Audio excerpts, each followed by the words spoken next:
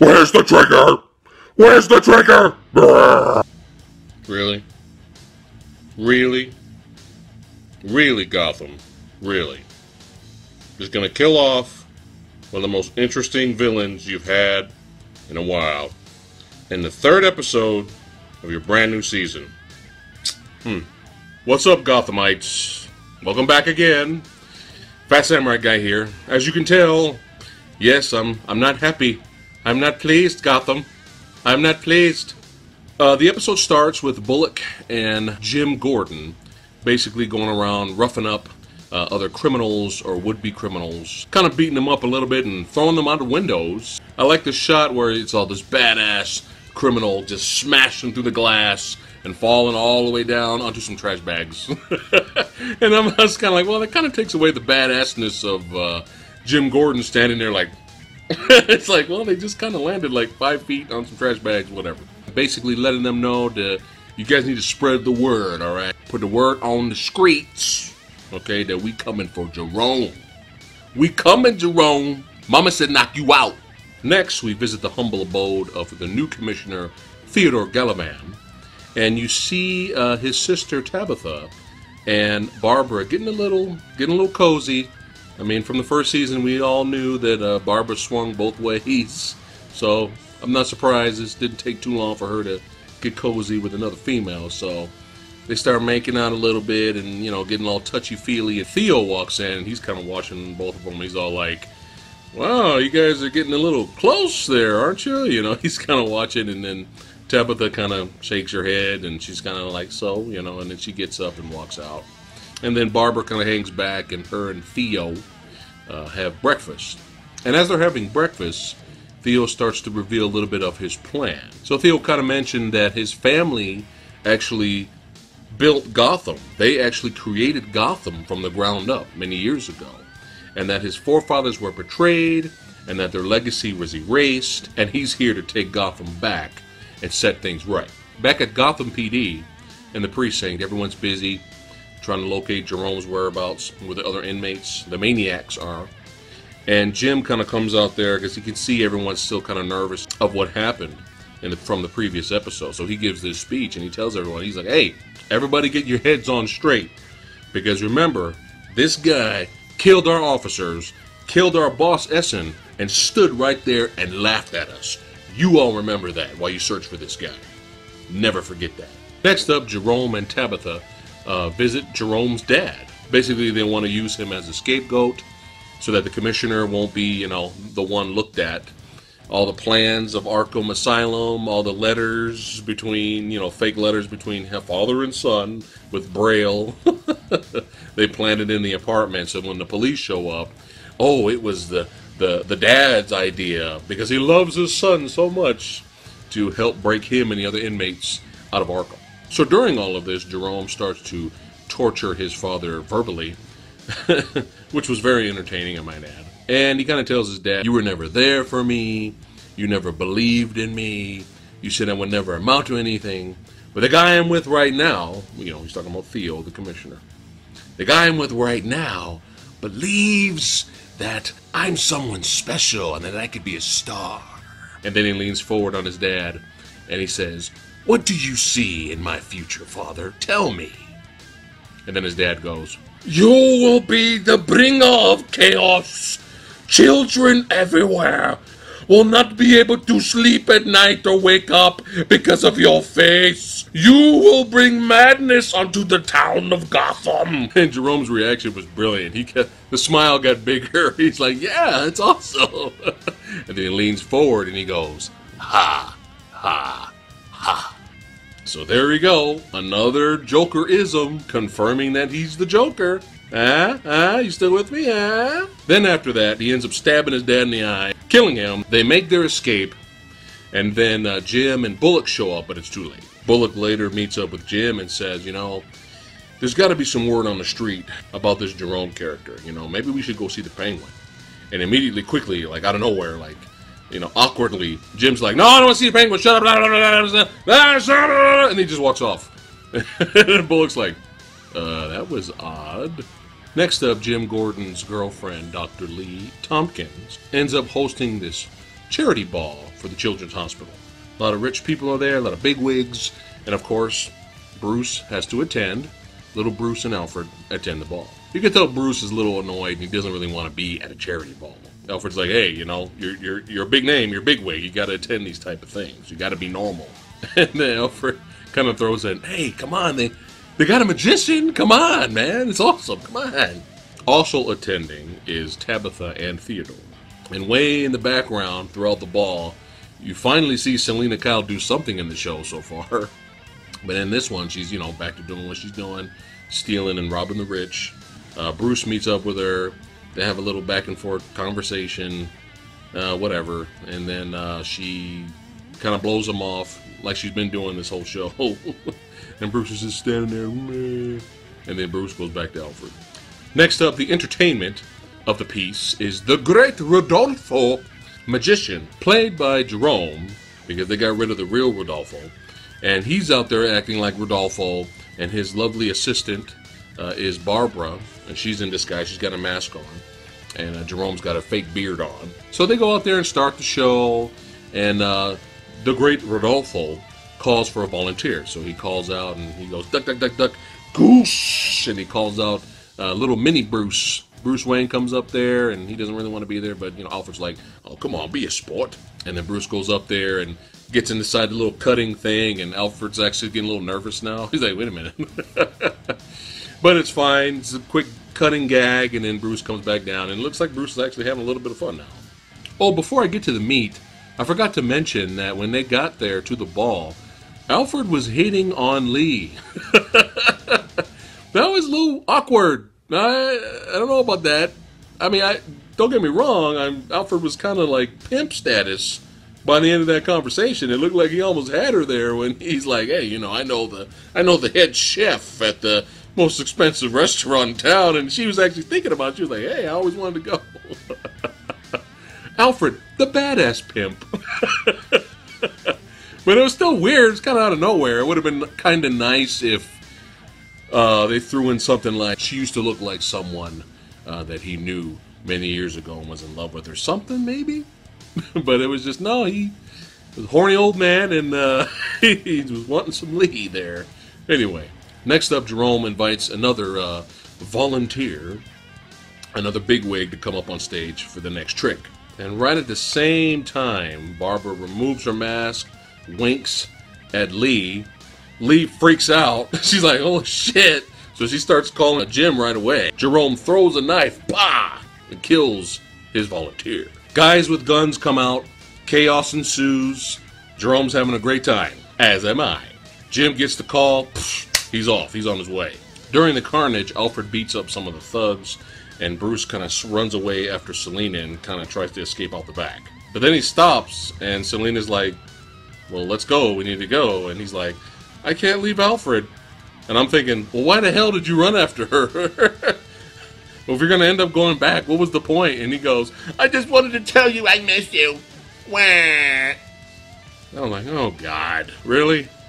So Selina blows him off again. Doesn't really show any emotion. I think as of right now, Batman is Catwoman's bitch. Even though they're not the characters yet. It's happening already, okay? So Selina runs out. She's like, screw this guy. She leaves. Bruce runs back behind the curtain. All the police are now on the outside of the building. Meanwhile, on the inside of the building, they have the camera there. Jerome's doing his Joker thing. He's on the camera and calling Jim out, saying if he doesn't show up, he's going to kill everybody inside. Once again, Jerome steals the show. Really doing some funny stuff, man. Like, just Joker laughing into the camera. Okay, how was that? Stuff like that. That went well. So now Jerome calls out for his favorite volunteer, Bruce. Bruce kind of waits. He doesn't go out there. So Jerome's like, screw it, you know, just bring the butler up here. We'll just shoot the butler. He's like, hey, if you don't come out, we're going to kill your butler. And then Bruce is like, screw it, I'm just going to go out there. And then Jim stops him. Jim shows up from behind. There was no other way to get through, but he saw Selina Kyle escape. So Jim went in through that way from the back. Jim tells Bruce, don't go out there, let me handle it. And Bruce finally showing some damn balls. Stop getting pussy whipped by Catwoman. Selina. And he's like, no, I want to go out there. I want to go out there, man. I can't let Alfred die. I'm going out there. So what Jim ends up doing, but you don't see behind the curtain, is that he places a pistol right inside Bruce's coat. Bruce comes wandering out. The thugs grab him. Bruce then runs up to Alfred really quick and tells him, there's a gun in my coat. There's a gun in my coat. Jim Gordon's behind the curtain, before they, break them apart. So now Jerome's got a knife to Bruce's neck on stage in front of the cameras. Then without warning, Jim comes through the curtain, starts blasting bad guys.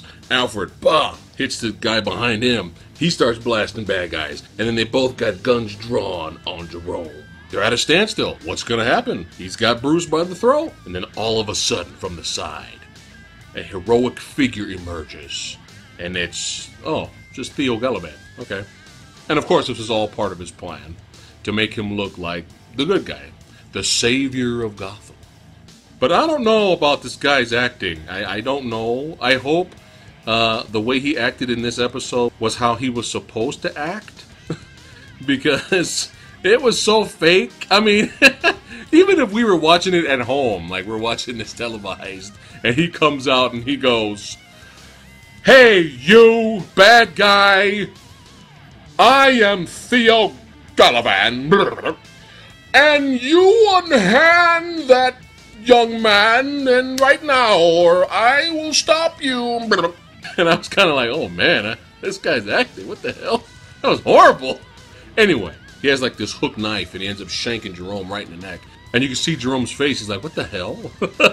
As he's dying, going down. And then quietly, Theo whispers to him, I know, I'm sorry, it wasn't how we rehearsed, but, Gotham needs a hero. And then Jerome falls, and he dies.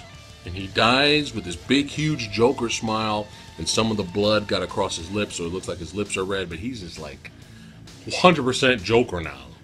And then Barbara escapes, and Theo ends up looking like the hero, and Alfred and Jim and Bruce and everybody's coming up to this guy like, oh man, it's a pleasure. Anything you need, sir. And Theo goes, I guess we're all in this together.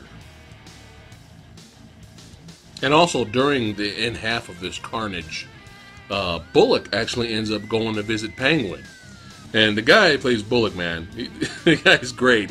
He basically just walked up in there and just punked Penguin in front of his homies. Okay? Penguin sitting on the throne, got his wine, he's the king of the hill.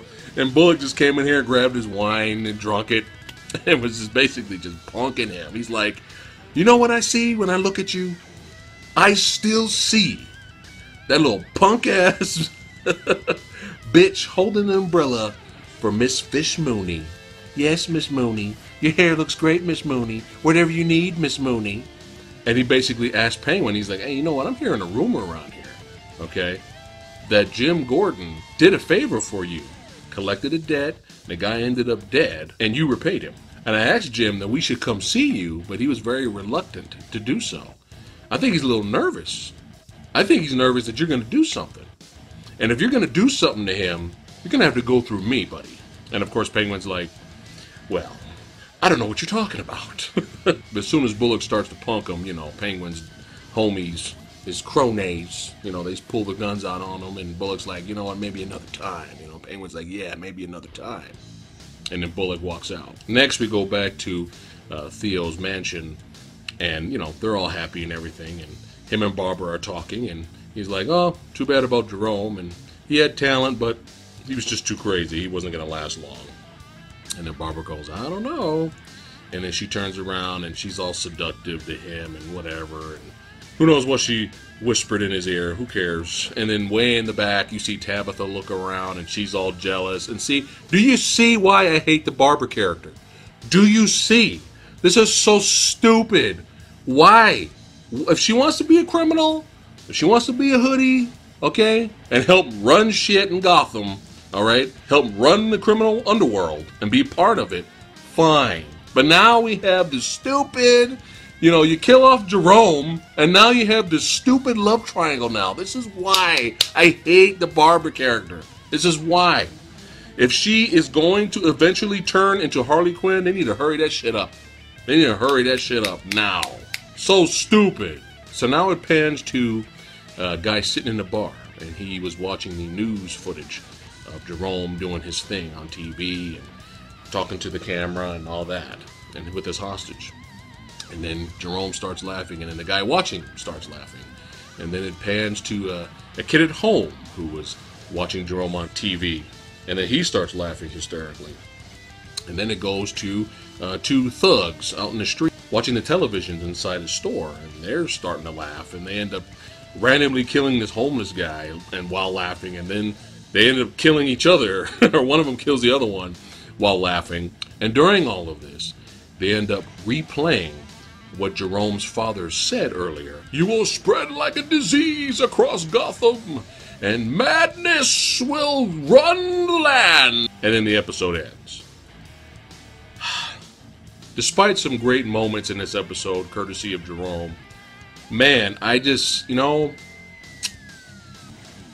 man, what did I say previous episode?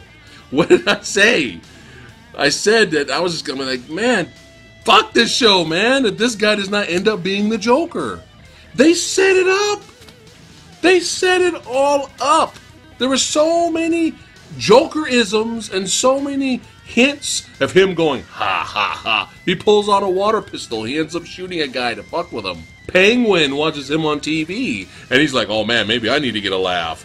Theo is impressed by him, and he's all like, oh, man, I love that laugh. You got a lot of charisma. You better keep that laugh. And his dad's future prediction of how madness and chaos will spread across the land in fear because of him.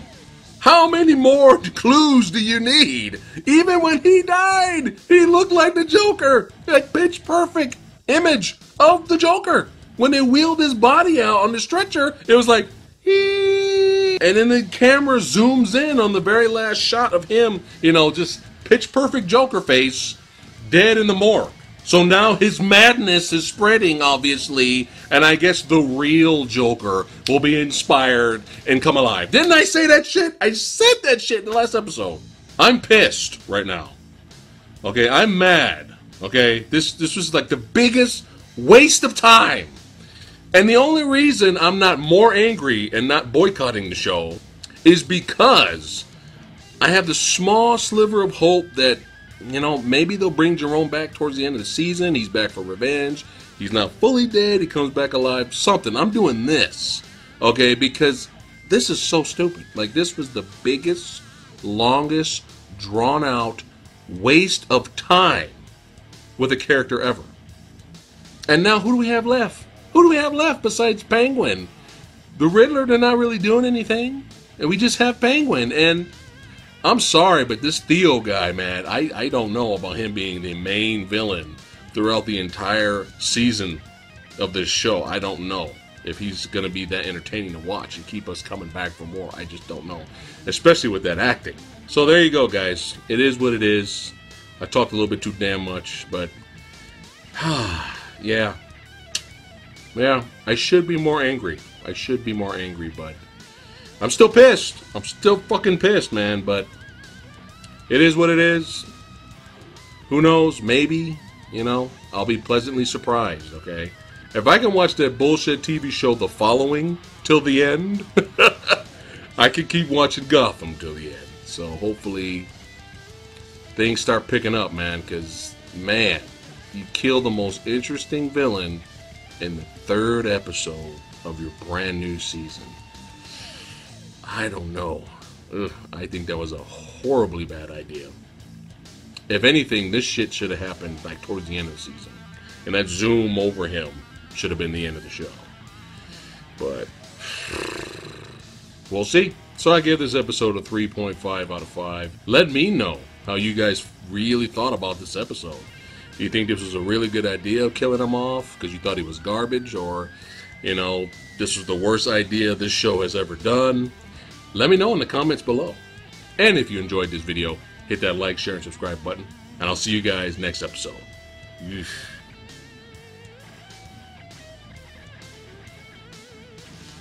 You will be the bringer of chaos.